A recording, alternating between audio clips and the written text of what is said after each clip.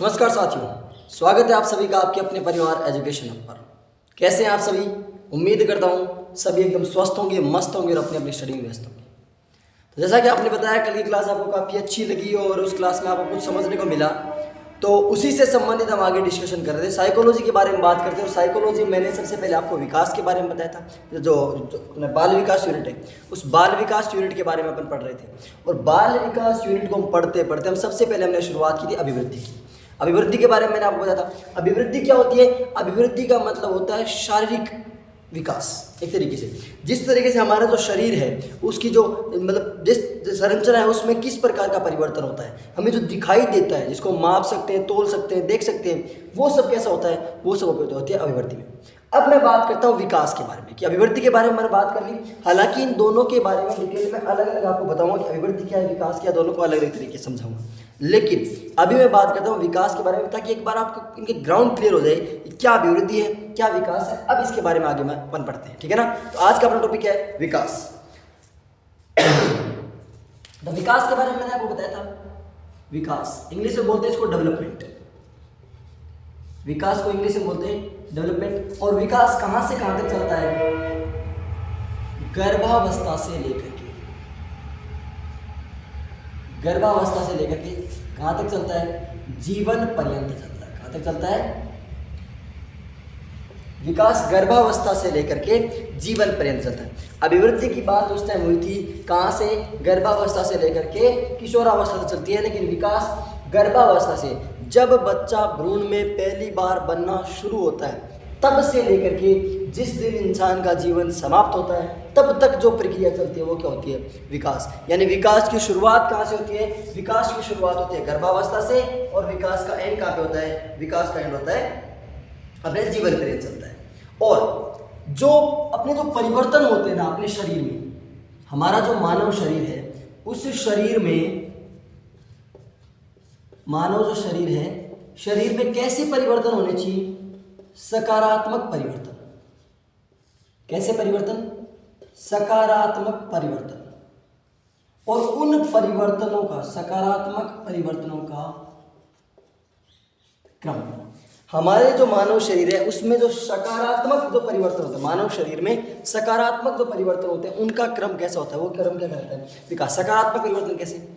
हमारी कोई चीज है उसमें वृद्धि हो रही है, एक तरीके से वृद्धि हो रही है। वो वृद्धि किस प्रकार की होनी चाहिए? पॉजिटिव, मतलब एक सकारात्मक रूप से बाहर। जैसे हमारा मानसिक विकास है, हमारा मस्तिष्क शुरुआत में कम विकसित था, फिर धीरे धीरे धीरे धीरे आगे बढ़ता गया। वो किस क्रम में आता है? वो विकास में आता है। किस में आता है? विकास में। तो विकास गर्भावस्था से स्टार्ट होकर कहाँ तक चलता है? जीवन पर्यंत चलता है। और विकास शरीर में सकारात्मक परिवर्तनों का क्रम क्या होता है? विकास होता है। Is that clear? ओके।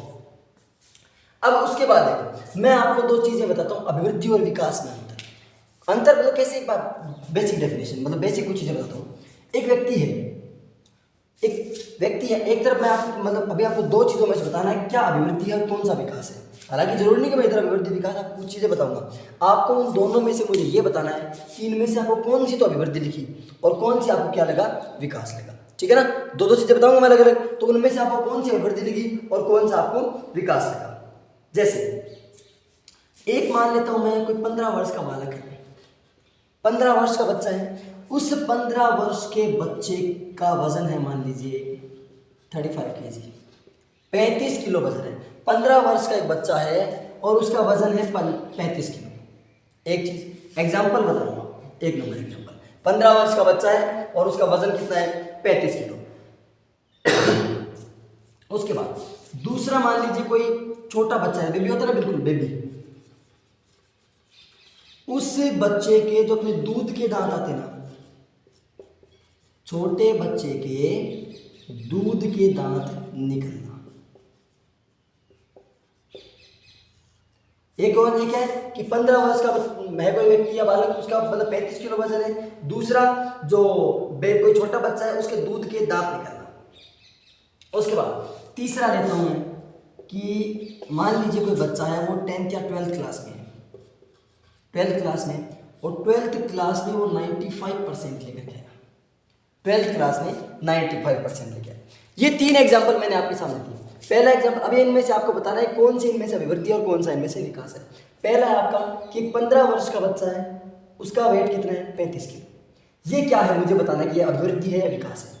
दूसरा, एक बालक है, छोटा बालक है, उसके दूध के दांत निकल रहे हैं, तो ये क्या है, अभिवृद्धि है, विकास है। और तीसरा, एक 12वीं क्लास में पढ़ने वाला बच्चा है, जब उसका परिणाम आया तो उसके 95% मार्क्स आए, 95% उसके अंक आए।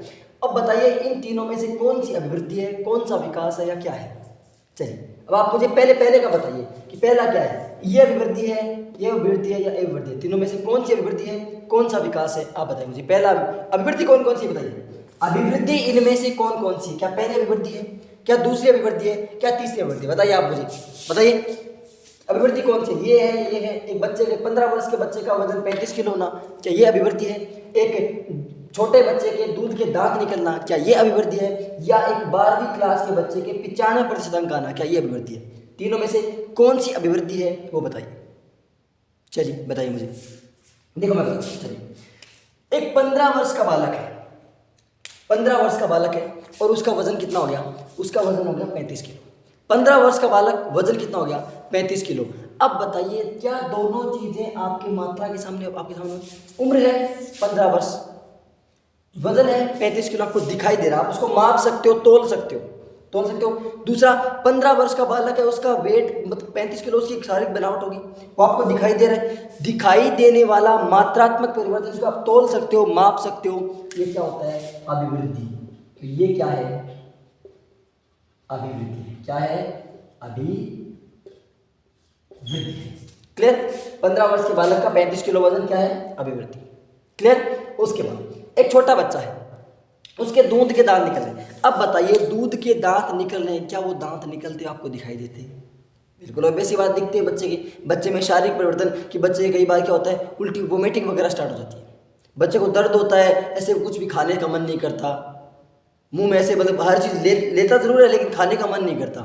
लेता है इसलिए क्योंकि उसके वहाँ पे खुजली चलती है, और खाने का मन क्यों नहीं करता, क्योंकि उनमें दर्द होता है इसलिए। तो बच्चे के दूध के दांत निकलना ये भी एक तरीके से शारीरिक परिवर्तन है। शारीरिक परिवर्तन तो है क्या, तो क्या है, ये भी अभिवृद्धि है। ये भी क्या है, अभिवृद्धि। ये भी शारीरिक परिवर्तन तो अभिवृद्धि, ये भी शारीरिक परिवर्तन तो अभिवृद्धि। लेकिन एक 12th क्लास में पढ़ने वाला बच्चा 95% लेकर गया, क्या आपको पता है उसका दिमाग कितना तेज चलता है, बताइए मुझे। क्या आपको पता है उसका माइंड कितना शार्प है, क्या आपको पता है वो किस तरीके से पढ़ा है। आपको उसका पढ़ने का तरीका पता होगा, लेकिन उसको याद रखने की कैपेसिटी, क्या आपको उस चीज़ के बारे में आप कुछ देख सकते हो। क्या 95% मार्क्स जो उसके माइंड में सिक्योर थे, सिक्योर कैसे कि माइंड में उसकी कुछ भरी हुई थी चीज़ें, ज्ञान उसके भरा हुआ था, क्या आप उसको आपको दिखाई देता है, नहीं देता। तो ये क्या है यहाँ पे, ये है आपका विकास। ये क्या है, विकास। तो यहां से क्या चीज समझ में आई कि अभिवृद्धि केवल मात्रात्मक होती है, जबकि विकास मात्रात्मक भी होता है प्लस गुणात्मक भी होता है। वो चीजें मैं बताऊंगा, अभिवृद्धि और विकास में अंतर बताऊंगा। लेकिन 15 वर्ष के बालक का वजन 35 किलो, अभिवृद्धि, दोनों दिखाई दे रहे, मात्रात्मक है, माप सकते हैं, तोल सकते हैं। बच्चे के दूध के दांत निकलना बिल्कुल दिखाई दे रहे हैं, हमें उसका अवलोकन कर सकते हैं, अभिवृद्धि। 12वीं क्लास के बच्चे के 95%, आप सोचो कि सिर्फ 95% को तो माप सकते हैं, मापन उस चीज का नहीं है, उसके माइंड में क्या चीज है, उसके माइंड में क्या चीज है, क्या उसको आप माप सकते हो, उसका मानसिक विकास कितना है, क्या आप उसको आप माप सकते हो, नहीं माप सकते, तो क्या है, विकास है। तो तीनों चीजें समझ में आ गई। तीनों एग्जाम्पल लिखिए। पहले क्या है, गर्भावस्था से जीवन पर्यंत चलता है विकास, शरीर में सकारात्मक परिवर्तनों का क्रम क्या होता है, विकास होता है। ये तीनों एग्जाम्पल नोट कीजिए, नोट कीजिए, फिर आगे चलते हैं। अब उसके बाद ये आप लिख लीजिए एक बार, फिर मैं आपको एक डेफिनेशन और लिख लीजिए पहले, ये फिर मैं रफ कर देता हूँ। स्किनर की एक डेफिनेशन है, ये ध्यान दे लीजिए। स्किनर और इनमें कई बार कंफ्यूजन होता है। स्किनर की डेफिनेशन है, ये वेरी इंपॉर्टेंट डेफिनेशन। स्किनर की ये है परिभाषा, क्या है कि विकास, कुछ परिभाषाएं आपको याद रखनी है, परिभाषाएं बहुत सारी आपको लिखवाई जाएंगी, बट इंपॉर्टेंट डेफिनेशंस कुछ हैं वही आपको याद रखनी है। विकास सतत और निरंतर चलने वाली प्रक्रिया है। विकास सतत और निरंतर चलने वाली क्या है, प्रक्रिया है। दैट इज क्लियर, लिख लीजिए। स्किनर की डेफिनेशन है कि विकास, development is a continuous and, क्या वो सतत और समग्र मूल्यांकन में समझना ना उस तरीके से, तो सतत और निरंतर चलने वाली प्रक्रिया है। नोट कीजिए इसको, नोट कीजिए फटाफट, आगे चलते हैं अपन। अभी उसके बाद अपन विकास की विशेषताओं के बारे में पढ़ेंगे, विकास की विशेषताओं के बारे में। पहले इसको नोट कीजिए, फिर मैं इसको रफ कर देता हूँ। यही अपनी क्लास का रूल है कि साथ साथ में नोट्स बनाना चाहिए ताकि आपको दिक्कत नहीं। चलिए मैं रफ कर देता हूँ इसको। और ज़्यादा एक दिन में सब कुछ पढ़ने से अच्छा है आप इसको थोड़ा थोड़ा इस तरीके से पढ़िए ताकि उसको दोबारा याद करने की। और ये बता रहा हूँ जैसे टॉपिक एंड होगा ना फिर बीच में कभी भी, तो उससे मैं आपको पहले से बता दूँ, आप उसका पूरा पढ़ते रहिए और आपका टेस्ट भी होगा बीच में। अब आप एक हेडिंग लगाइए, विकास की विशेषताएं या विकास के नियम, रूल्स ऑफ डेवलपमेंट। रूल्स, विकास के नियम या विकास की विशेषताएं। ये 3 नियम आपको बता रहा हूं, तीनों नियम बहुत इंपॉर्टेंट है। पहला क्या है, ये परिभाषा बोल दीजिए या फिर ऐसे बोल दीजिए। विकास क्या है, वंशानुक्रम, अभी मैं बताऊंगा, और वातावरण। वंशानुक्रम और वातावरण का गुणनफल क्या होता है, विकास। वंशानुक्रम और वातावरण का गुणनफल क्या होता है, विकास होता है। Is that clear? तो वंशानुक्रम और वातावरण का गुणनफल क्या होता है, विकास होता है। एक चीज समझ में आ गई। दूसरी लिखिए, दूसरा है अभिप्रेरणा। अभी मैं तीनों चीजों को समझा दूंगा एक एक आपको। पहला क्या लिखा आपने, पहला लिखा है आपने वंशानुक्रम और वातावरण का विकास क्या है, गुणनफल। दूसरा आपका क्या है, अभिप्रेरणा प्लस अनुभव। अभिप्रेरणा प्लस अनुभव प्लस सकारात्मक परिवर्तन। अभिप्रेरणा प्लस अनुभव प्लस सकारात्मक परिवर्तन इक्वल्स टू डेवलपमेंट या विकास। दो चीजें मैं चीजें बता रहा हूं, वैसे वैसे आप उनको नोट करते चलिए। वंशानुक्रम और वातावरण का गुणनफल होता है विकास। अभिप्रेरणा प्लस अनुभव प्लस सकारात्मक परिवर्तन, तीनों का योगफल होता है विकास। तीसरा लिखिए, अधिगम और परिपक्वता। अधिगम और परिपक्वता, मैच्योरिटी। अधिगम और परिपक्वता का गुणनफल भी क्या होता है, विकास होता है। 3 चीजें अलग अलग यहां पर लिख ली। अब इनको तीनों को समझिए आराम से कि क्या वंशानुक्रम और वातावरण का गुणनफल है, क्या इनमें से अभिप्रेरणा, अनुभव और सकारात्मक परिवर्तन है, और क्या इनमें अधिगम और परिपक्वता है। पहले मैं बात करता हूं इस 1 नंबर पॉइंट की, इस पॉइंट की ध्यान सुनिए। इसने बोला है कि विकास वंशानुक्रम और वातावरण का गुणनफल होता है। गुणनफल का मतलब ये नहीं है कि अपने मैथ्स की लैंग्वेज में चले जाओ कि वंशानुक्रम लिया है, वंशानुक्रम की वैल्यू 5 है और वातावरण की वैल्यू 10 है, 10 गुणा 5 और 50 हो गया। नहीं, ऐसा कोई सिस्टम नहीं है। वंशानुक्रम और वातावरण का मतलब है, इसका मतलब है कि इसके बिना, अगर ये नहीं होगा तो विकास नहीं होगा, ये नहीं होगा तो भी विकास नहीं होगा, दोनों नहीं होंगे तो भी विकास नहीं होगा। यानी कि दोनों की भूमिका समान रूप से है। विकास में, डेवलपमेंट के लिए वंशानुक्रम और वातावरण दोनों की भूमिका समान रूप से है। जितना वंशानुक्रम, वंशानुक्रम मतलब अपने माता पिता से मिलने वाले गुणसूत्र। अपने माता पिता से, माता के पास कौन से होते हैं, XX, और पिता के पास कौन से होते हैं, XY। अभी बताऊंगा किस प्रकार से मतलब जो इन दोनों से आगे पॉसिबिलिटी रहते हैं, बच्चा होगा कि बच्ची होगी, लड़का होगा कि लड़की होगी, इनके बारे में। तो माता पिता से मिलने वाले गुणसूत्र, माता पिता का वंशानुक्रम में किस किस का, माता पिता, उनका योगदान होता है। अब मम्मी कहाँ से आई, नाना नानी से, तो नाना नानी का भी इसमें योगदान होगा। पापा कहाँ से आए, दादा दादी से, तो पापा के पापा या मम्मी या दादा दादी का भी योगदान होगा। इस तरीके से यानी एक बच्चे के जो उसके जो लक्षण होते हैं वो उसकी माता पिता में जा सकते हैं, हो सकता है उसके नाना नानी में चले जाएं, हो सकता है उसके दादा दादी में चले जाएं, या फिर उनके भी। अब मान लीजिए नाना के माता पिता और नानी के माता पिता दादा के माता पिता और दादी के माता पिता कितनी होगी, इतनों से गुणसूत्र बच्चे में आ सकते हैं।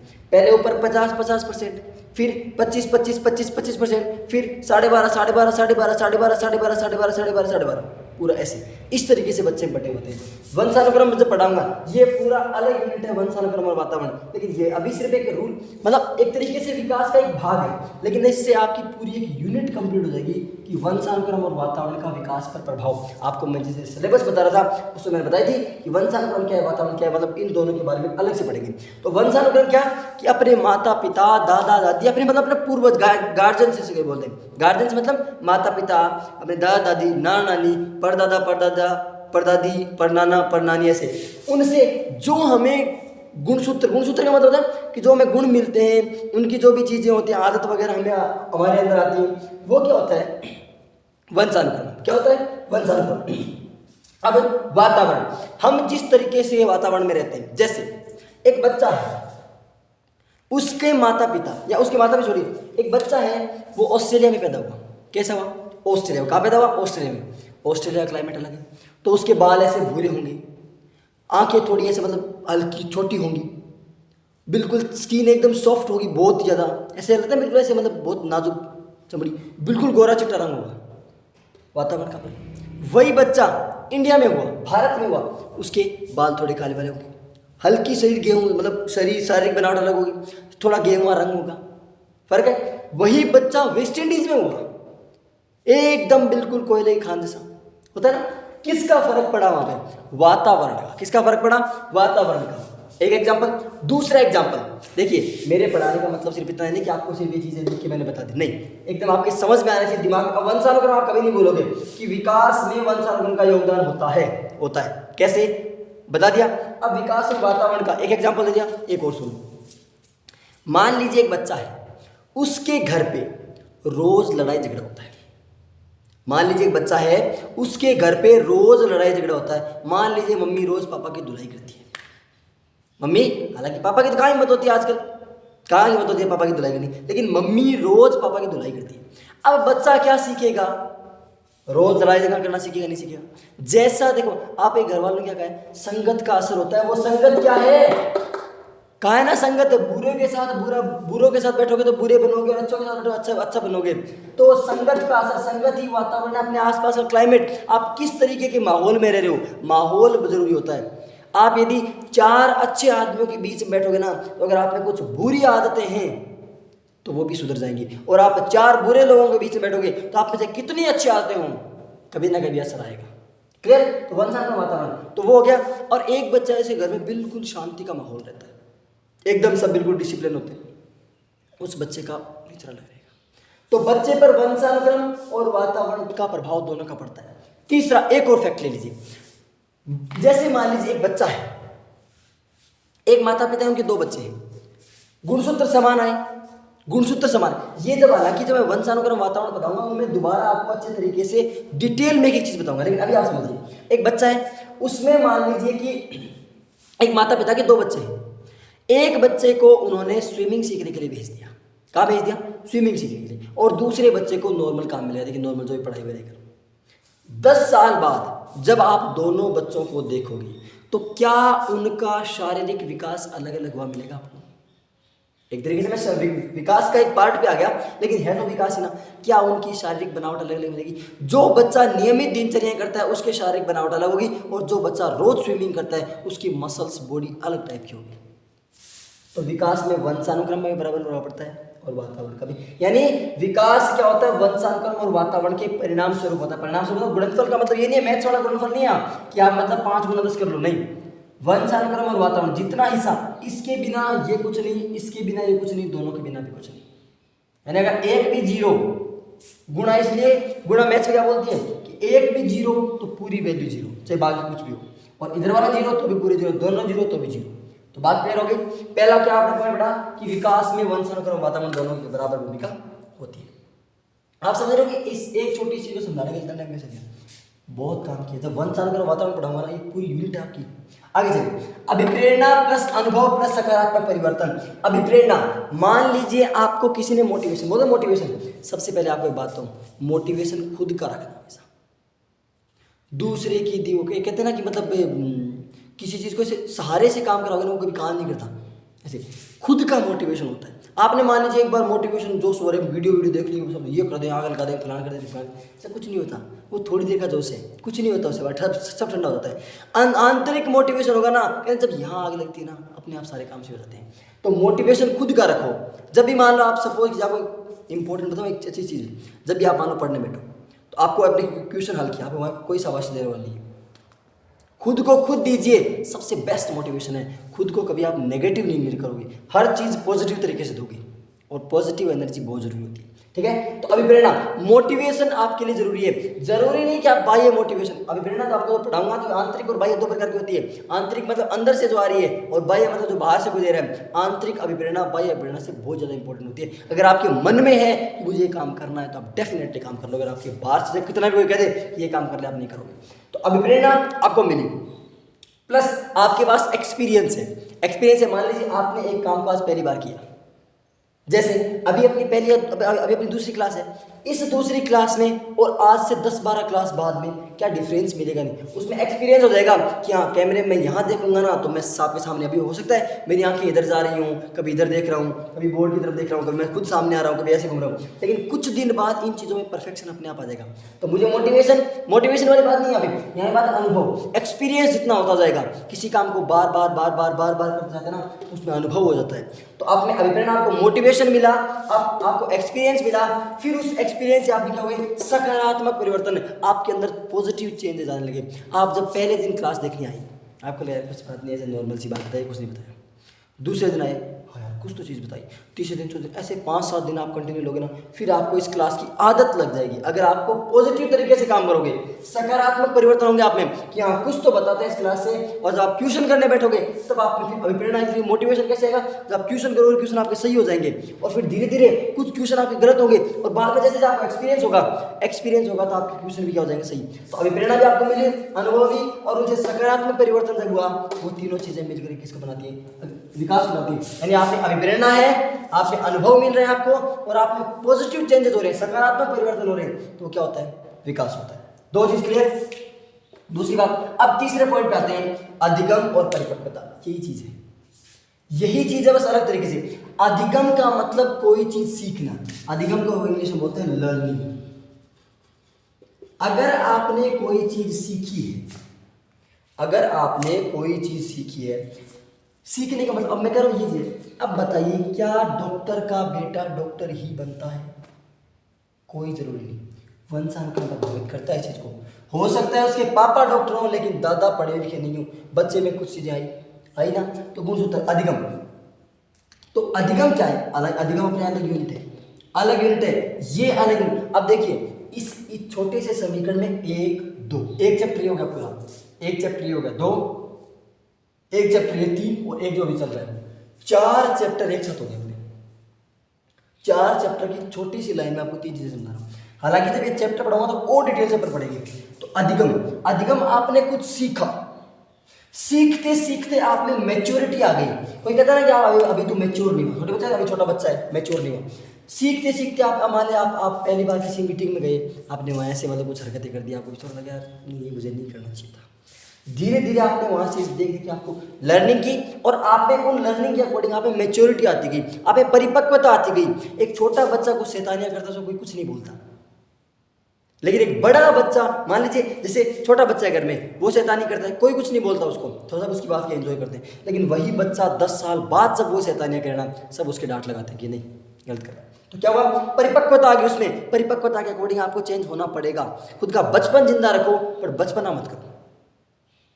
तो अधिगम परिपक्वता दोनों का गुणफल, दोनों जरूरी है। अधिगम नहीं होगा तो भी विकास नहीं होगा, परिपक्वता नहीं होगी तो भी विकास नहीं होगा, दोनों जरूरी है। इसलिए क्या होता है विकास। तो अधिगम और परिपक्वता दोनों विकास के लिए आवश्यक है। तीनों चीजें समझ में आ गई, लिख दीजिए, नोट कीजिए।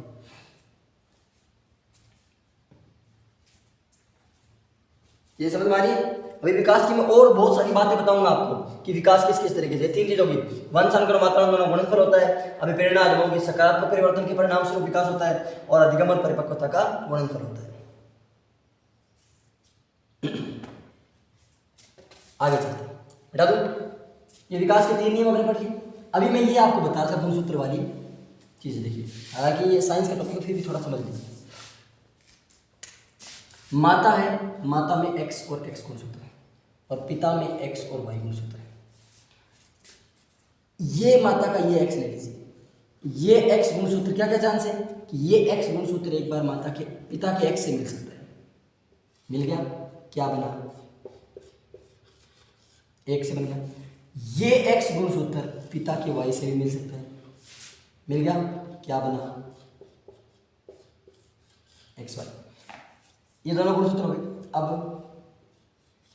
ये माता का एक्स गुणसूत्र पिता के एक्स से मिलता है और ये माता का एक्स गुणसूत्र पिता के वाई से मिलता है।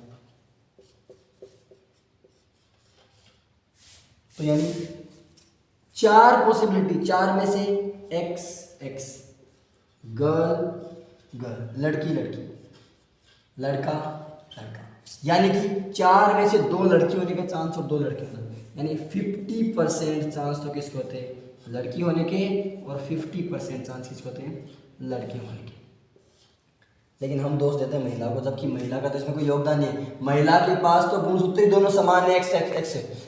चेंज किससे हो रहा है, पिता के गुणसूत्र से, लेकिन हम दोष किसको देते हैं, महिला को, कि नहीं लुगाई में कमी है। अरे औरत में कोई कमी नहीं है, कमी यहाँ से है और यहाँ भी इसमें भी इसकी भी कमी नहीं है। गुणसूत्र एक्स रिलीज हो रहा है तो इसे बताओ इसकी क्या गलती है, ये तो है नहीं कि पकड़ के वाई तू चल के आगे, ऐसा कुछ नहीं होता।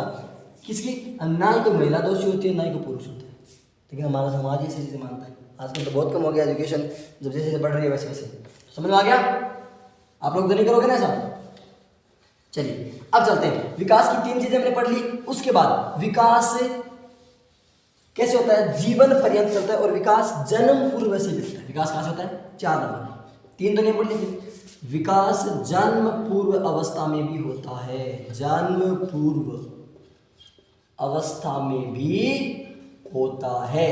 मैंने आपको ये बात मैं कल से बता रहा हूँ कि जब भ्रूण में बच्चा, जब भ्रूण बनना शुरू होता है, पहले दिन की, पहली मिनट की, पहली सेकंड की, पहली माइक्रो सेकंड से पर जब बच्चा बनना शुरू होता है भ्रूण में, तब से जन्म पूर्व, बच्चे का जन्म तो 9 महीने बाद होगा, लेकिन 9 महीने पहले जन्म से पूर्व से ही लेकर के जो अवस्था स्टार्ट होती है वो सब किसके अंतर्गत आती है, विकास। यानी विकास जन्म पूर्व अवस्था में भी होता है। उसके बाद इसको ज़्यादा समझाने की जरूरत नहीं है। नेक्स्ट विकास, वो आपको बता दिया मैंने, सतत और निरंतर चलने वाली प्रक्रिया है।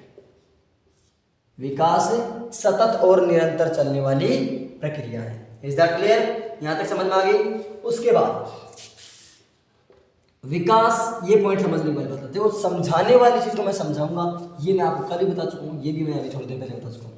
विकास सामान्य से, विकास के तरीके से नियम पढ़ा रहा हूं आपको पूरे, सामान्य से विशिष्ट की ओर होता है। विकास कैसा होता है, सामान्य से विशिष्ट की ओर। कैसे, सामान्य से विशिष्ट की ओर। एक बच्चा, जब बच्चा शुरुआत में बनता है तो आपने कभी देखा होगा, ज़्यादा दूर क्यों जाऊँ, मैं छोटा सा एग्जांपल लेता हूँ। छोटा बच्चा होता है घर में, कई बार अपने बाल पकड़ लेता है, इस तरीके से पकड़ लेता है। हाँ, बाल इतने मजबूती से पकड़ता है कि हमें छुड़ाने में काफ़ी मशक्कत करनी पड़ती है, फिर वो बच्चा उन बालों को छोड़ता है। क्यों, क्यों, उसको मजा आ रहा है बाल पकड़, नहीं। बच्चा जब भी छोटा बच्चा बाल पकड़ता है तो ध्यान रखना, अंगुली से नहीं पकड़ता, वो हथेली से पकड़ता है आपके बाल, और हथेली, अंगुलियां फिर भी खुल जाती हैं लेकिन हथेली नहीं खुल पाती है इतनी जल्दी। तो यानी समझ, पहले बच्चे की ग्रोथ हो गई, हाथ उसका बढ़ गया, धीरे धीरे विकास, वो हालांकि वो आंतरिक से बाह्य में भी आएगी चीजें, लेकिन पहले जनरल उसका मतलब हाथ की लंबाई बढ़ गई, हो गया। पहले हथेली विकसित हो गई, अंगुलियां आगे, अंगुलियों का विकास बाद में होगा। पहले सामान्य, फिर पहले सामान्य मतलब चीज को पकड़नी सीखी, फिर कि हाँ पकड़ने के लिए नहीं, फिर अंगुलियों का मतलब पहले नॉर्मल चीज सीखी, नॉर्मल से उसको फिर बाद में अलग अलग तरीके से। अब शुरुआत में जब आप मान लीजिए पहले दिन आपने सामान्य चीजें, आपने जनरल चीजें सीखी पहले दिन, फिर धीरे धीरे आप जब शुरुआत में पहले दिन आपने क्लास ली, आपने इंट्रोडक्शन में क्या देखा, साइकोलॉजी की बेसिक चीजें समझी, फिर आप स्पेसिफिक चीज पे आए, अलग एक पॉइंट पे आए कि बाल विकास, फिर बाल विकास के अकॉर्डिंग देखिए, बाल विकास की भी आप एक चीज पे आए, किस पे, अभिवृद्धि पे आए ना, अलग अलग चीज। यानी पहले आपने सामान्य चीजें सीखी और सामान्य से आप किसकी तरफ गए, विशिष्ट की तरफ। तो इसी तरीके से बच्चे में पहले सामान्य विकास होता है और सामान्य विकास से कैसा होता है, विशिष्ट, अलग अलग छोटे छोटे भागों का।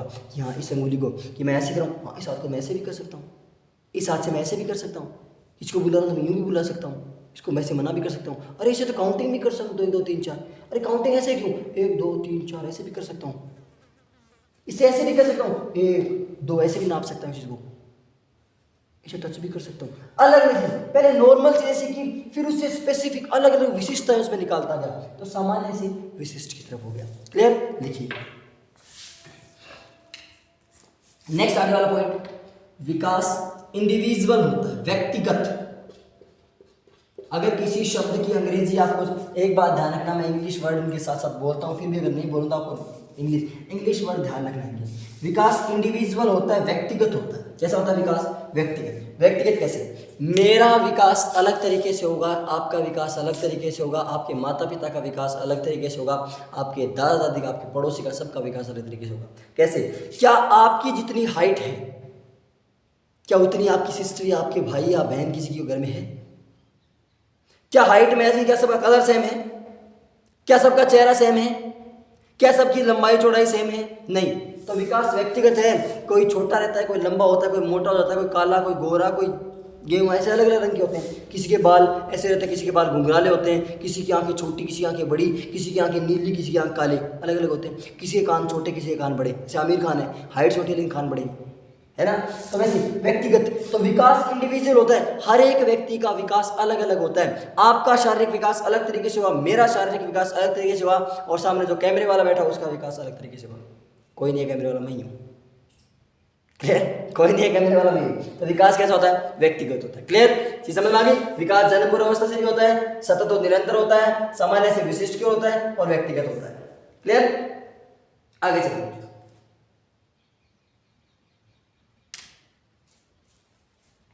उसके बाद